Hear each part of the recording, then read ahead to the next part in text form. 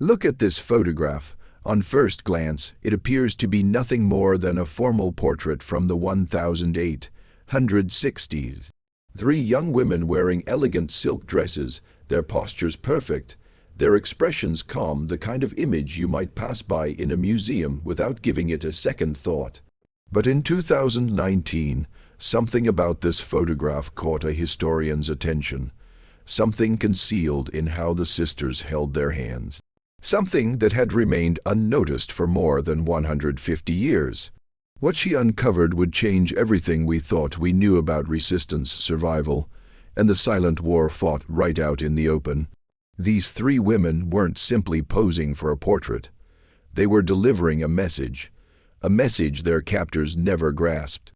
If stories like this intrigue you, be sure to subscribe to the channel and hit that like button. You won't want to miss what comes next. The autumn rain pounded against the windows of Harrison's auction house in Richmond, Virginia, as Dr. Amelia Grant examined a collection of Civil War-era photographs scheduled for sale. At 43, she had spent 20 years teaching American history at Howard University, but nothing had prepared her for what she was about to uncover. The collection came from the estate of a recently deceased antiques dealer who had spent 5 decades amassing photographs from the antebellum South. Most were unremarkable, stiff portraits of wealthy families, images of plantation houses, formal gatherings frozen in silver and glass. Then Amelia's fingers stopped on one particular photograph. 3 young black women sat in an ornate parlor, wearing silk gowns that would have been costly even by the standards of affluent white families. Their hair was styled elegantly, their posture impeccable, but it was their hands that made Amelia's breath catch. Each sister held her hands in a distinct position on her lap. The eldest placed her right hand over her left, fingers slightly spread. The middle sister had her hands clasped, but her thumbs crossed in an unusual pattern. The youngest rested one hand flat while the other formed a subtle shape against the dark fabric of her skirt. Amelia had seen hand positions in Victorian photographs before. They were common, often dictated by photographers looking for aesthetic balance. But these positions felt deliberate, coded, intentional. She turned the photograph over. On the back, faded handwriting read, "The Kingsley Sisters, Charleston, 1863. Find something interesting?" asked Marcus Webb, the auction house director, appearing beside her. "These women," Amelia said, not taking her eyes off the photograph. "Do you know anything about them?" Marcus shrugged. The previous owner had no documentation. They had assumed the women were free people of color, perhaps from a wealthy family. The dresses alone suggested considerable means. Amelia studied the image again. Something wasn't right. In 1863, Charleston lay deep in Confederate territory. The idea of 3 black women sitting for such an elaborate portrait, dressed so finely during the height of the Civil War, seemed nearly impossible. "I'd like to buy this photograph," she said quietly. "The entire collection is being sold as one lot." Amelia looked up at him. "Then I'll take the whole collection." Back in her office at Howard University, Amelia pinned the photograph to her research board and began her investigation. The first question was simple. Who were the Kingsley sisters? She started with Charleston census records from the 1860s. Free black families were rare in South Carolina, and those with significant wealth even rarer. After 3 days of searching, she found nothing. No Kingsley family appeared in any record she could locate. She expanded her search to include church records, property transactions, and tax documents. "Nothing. It's like they didn't exist," she muttered to her graduate assistant David, who had become equally obsessed with the mystery. "Maybe Kingsley wasn't their real name," David suggested. "If they were hiding something, they might have used an alias." Amelia considered this. It made sense. But why would 3 black women need to hide their identity in a photograph? And who had taken the picture in the first place?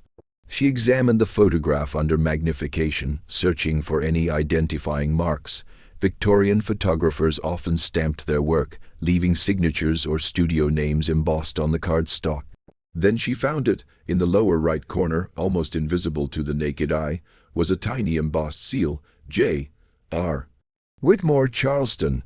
A quick search revealed that Jonathan Whitmore had run a photography studio in Charleston from 1858 to 1867. He was white, from a prominent family, and had documented much of Charleston's elite society during the war years. But why would a white photographer from a Confederate family take such an elaborate portrait of three black women? Amelia dug deeper into Whitmore's history and discovered something unexpected. After the war, Whitmore had moved north to Boston, where he became involved with abolitionist causes and donated significant sums to freedmen's schools. He changed sides, Amelia said, staring at the screen, or maybe he was never on the side we assumed. The next morning, she booked a flight to Charleston. The answers she needed weren't in databases or archives. They were in the city where the photograph had been taken, buried in the history that Charleston preferred to forget. Charleston in October still carried the weight of summer, the air thick with humidity and the scent of magnolia. Amelia checked into a small hotel near the historic district and made her way to the Charleston County Public Library's South Carolina room. The archivist, an elderly woman named Dorothy, listened carefully as Amelia explained her research. Jonathan Whitmore, Dorothy repeated, her eyes narrowing. That's a name I haven't heard in years. My grandmother used to speak of him. Amelia leaned forward. Your grandmother knew him. Knew of him. She was a child during Reconstruction, but she remembered the stories. Whitmore wasn't just a photographer. According to family legend, he was something far more dangerous to the Confederacy.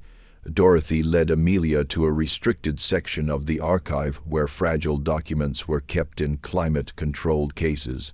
She retrieved a small leather journal. Its pages were yellowed with age. This was donated anonymously in 1952. Dorothy explained. We never knew who it belonged to until a researcher in the 1980s identified the handwriting as Whitmore's. Amelia opened the journal carefully. The entries were cryptic, filled with references to packages delivered and routes confirmed. Then she found an entry dated March 1863, asterisk, the three sisters sat for their portrait today. The message is embedded. If our friends in the North understand the code, the next passage will proceed as planned. God protect them all. Asterisk. Amelia's hands trembled. He was using photographs to send coded messages. Dorothy nodded slowly. The Underground Railroad didn't end when the war began. It transformed, and Whitmore was part of it. Amelia photographed the journal entry and continued reading. The sisters, Whitmore wrote, were not named Kingsley at all. Their real names were Clara, Ruth, and Viola. They had escaped from a plantation in Georgia 3 years earlier and had been living under assumed identities in Charleston, working as seamstresses for a sympathetic white family. But they weren't just survivors, they were conductors. Amelia spent the next week tracing every reference to Clara, Ruth, and Viola in Whitmore's journal. The photographer had been meticulous, recording not only his subjects but also the system they had developed together. The hand positions in the photographs weren't random, they were a language. According to Whitmore's notes, the sisters had created a visual code based on hand placements, finger positions, and the arrangement of objects in the frame. Each combination conveyed specific information: safe houses, dangerous routes, times of passage, names of allies and enemies. The photographs were then distributed through a network of abolitionists disguised as art collectors, traveling merchants, and even Confederate sympathizers who had secretly switched allegiances. The images passed through checkpoints and inspections without suspicion because they looked like nothing more than ordinary portraits. It was hiding in plain sight. The Confederates saw what they expected to see. Amelia explained to David over a video call. Black women in fancy clothes, probably servants dressed up by their owners for a vanity portrait. They never imagined these women were sending military intelligence right under their noses. David was silent for a moment. How many photographs are we talking about? Amelia checked her notes. Whitmore's journal mentions at least 40 portraits taken between 1862 and 1865. Most featured the sisters, but some included other members of the network. Each photograph carried different information. And the one you found at the auction? Amelia looked at the photograph pinned to her board. According to the journal entry from March 1863, this image confirmed that the Combahee River route was safe for passage. 3 months later, Harriet Tubman led the Combahee River raid, freeing over 750 enslaved people. The implication hit David immediately. Are you saying the sisters helped plan the raid? I'm saying their photograph might have been part of the intelligence that made it possible. Amelia's research led her to the descendants of the White family who had sheltered the sisters in Charleston. The family's records had been preserved by a great-great-granddaughter named Helen, who lived in a restored antebellum home on the outskirts of the city. Helen was in her 70s, sharp-eyed and cautious. She had spent years protecting her family's complicated history and was reluctant to share it with strangers. My ancestors were Confederate, she said, pouring tea in her formal parlor. At least that's what their neighbors believed. The truth was more complicated. She explained that her great-great-grandmother, Elizabeth, had run a seamstress business that employed free black women. On the surface, it was a respectable enterprise. In reality, it was a cover for one of the most sophisticated intelligence operations of the Civil War. Elizabeth's husband was a Confederate officer. Helen continued. He had access to troop movements, supply routes, military plans. He passed that information to Elizabeth, who encoded it in dress patterns and fabric designs. The seamstresses then incorporated those patterns into the clothing they made, and the photographs, Amelia asked. Helen nodded. The dresses in Whitmore's portraits weren't just beautiful, they were messages. The pattern of lace on a collar, the number of buttons on a sleeve, the arrangement of ribbons, everything meant something. Amelia's mind raced. The sisters weren't just posing with coded hand positions. Their entire outfits were part of the message. How was the information decoded? Helen rose and walked to an old secretary desk. She retrieved a small worn booklet and handed it to Amelia. This was my great-great-grandmother's cipher guide. It explains how to read the patterns. Amelia opened the booklet with trembling hands. Inside were detailed drawings of dress elements paired with their meanings. A rose pattern meant safe passage. Vertical stripes indicated danger. A specific arrangement of lace communicated the number of people waiting for transport. The sisters hadn't just been sending messages. They had been transmitting entire escape plans. Armed with the cipher guide, Amelia returned to the photograph of the three sisters and began decoding every element. The process took days of careful analysis, cross-referencing Whitmore's journal with Elizabeth's cipher and historical records of the period. The message hidden in the March 1863 photograph was more detailed than Amelia had imagined. Clara's hand position indicated a date range, the first week of June. Ruth's clasped hands with crossed thumbs specified a location, the Combahee River ferry crossing. Viola's flat palm and curved fingers communicated a number, approximately 700. The dress patterns added layers of detail. The lace on Clara's collar indicated that Union gunboats would provide cover. The buttons on Ruth's sleeves confirmed that local guides had been secured. The ribbon arrangement on Viola's bodice named the operation's leader, a woman known by the code name Moses. Harriet Tubman. Amelia sat back in her chair, overwhelmed by the implications. The Combahee River raid had been one of the most successful military operations led by a woman in American history. Tubman had guided Union forces up the river, liberating over 750 enslaved people in a single night. Historians had long wondered how Tubman had obtained such precise intelligence about Confederate positions, mine placements, and the locations of plantation slave quarters. Now Amelia had the answer. The intelligence had been gathered by a network of black women working in plain sight. encoded in photographs and dress patterns, and transmitted through a system so elegant that the Confederacy never suspected it existed. They were spies. Amelia whispered, the most effective spies of the Civil War, and history forgot them completely. She thought of all the monuments to Confederate generals, all the textbooks that celebrated military strategists, all the museums that preserved the weapons and uniforms of war. Yet these three women, whose courage and intelligence had helped free hundreds of people, had vanished from memory entirely until now. The question that haunted Amelia was what had happened to Clara, Ruth, and Viola after the war. Whitmore's journal ended in 1865, and Elizabeth's records made no mention of the sisters after Richmond fell.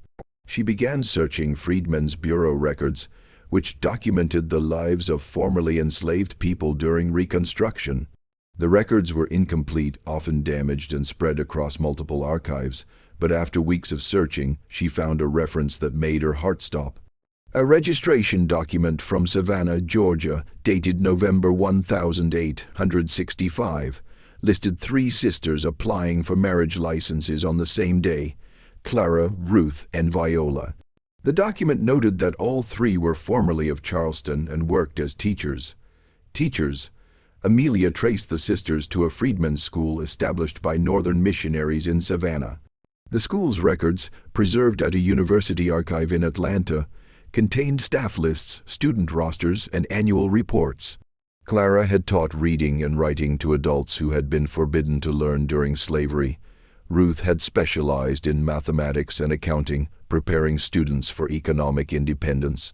Viola had taught music and, according to one report, had an extraordinary gift for codes and ciphers, which she employed in teaching children to read via phonics. The sisters had continued their work, transforming from spies into educators, using the same skills that had helped free hundreds of people to lift thousands more out of illiteracy. Amelia also found a letter Clara had written to a Northern benefactor in 1867, "We were never named in the histories of the war. We were not generals or politicians. We were seamstresses and photographers' subjects, but we knew that freedom required more than battles. It required intelligence, patience, and the courage to hide in plain sight. We do not seek recognition. We seek only to ensure that those who come after us will never be invisible again." Amelia read the letter again and again, each time discovering new layers of meaning. The sisters had known they would be forgotten. They had accepted it, and they had continued their work anyway. Amelia's research eventually led her to living descendants of the three sisters.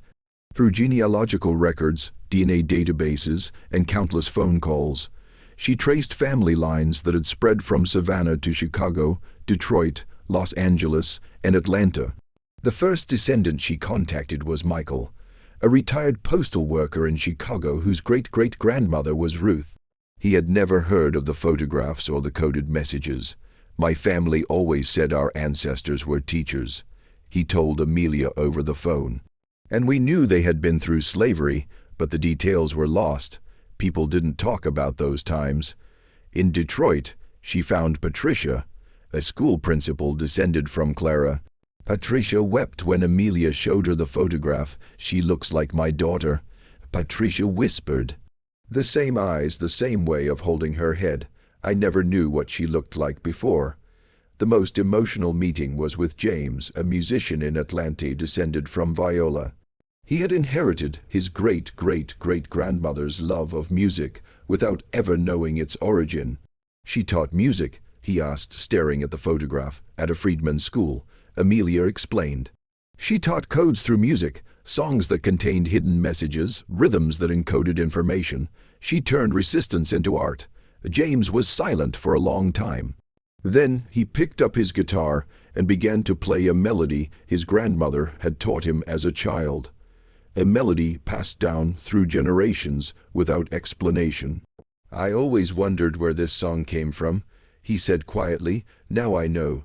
The descendants gathered together for the first time at Amelia's invitation, meeting in Charleston near the site where Whitmore's studio had once stood. They stood in a circle, holding copies of the photograph, connected by a history that had nearly been erased. Amelia published her findings in a historical journal, accompanied by high-resolution images of the photograph, Whitmore's journal entries, and Elizabeth's cipher guide. The academic response was immediate and enthusiastic.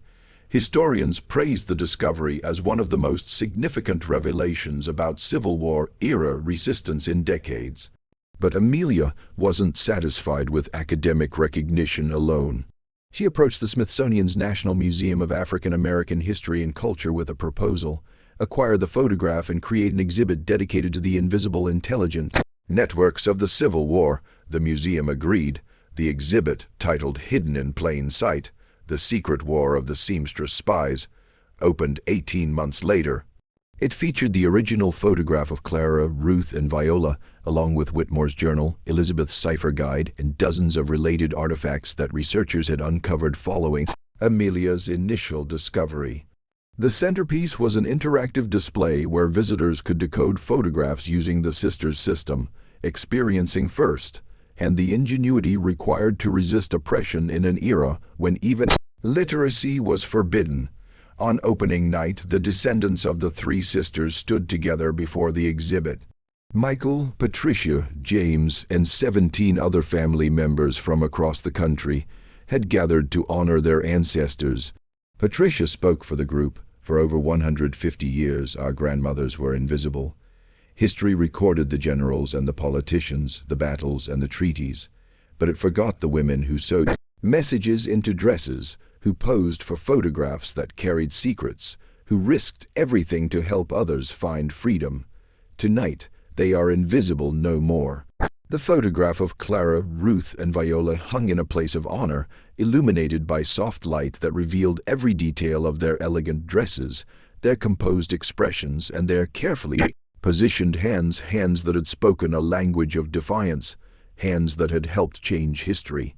Amelia returned to Charleston 1 year after the exhibit opened.